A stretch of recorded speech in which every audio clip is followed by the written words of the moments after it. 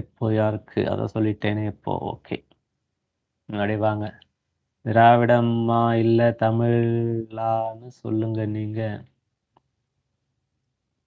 திராவிடமா இல்ல தமிழான்னு சொல்லுங்க. ஆமா. திராவிட மாடல்னுவாங்க, தமிழ் மாடல்னுவாங்க, தமிழ் பகுதின்னுவாங்க. இந்தியா முழுதும் தமிழரிடம் தான். நீ ஆராய்ச்சி பண்ணினா அப்படி பார்த்து இந்தியாவுக்கு என்ன பண்ணணும்? மொழி தமிழ் தான் சொல்லணும். தமிழ்நாடு, தமிழ் உலகம் தான் சொல்லணும். அப்படி போகும்.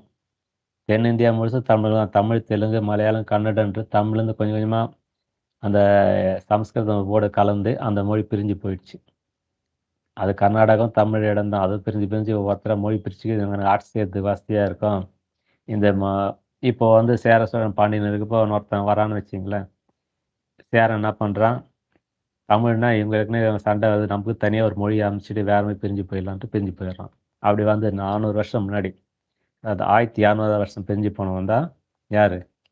சேரர்களும் கேரளா மக்கள். அவர்களும் இனத்தால் தமிழர்கள் தான். அதை புரிஞ்சிட்டிங்கன்னா உங்களுக்கு எல்லாமே புரிஞ்சிடும். உலக அரசியலும் புரியும். பிரிஞ்சு பிரிஞ்சு விட்டுட்டே இருந்தீங்கன்னா ஒருத்தர்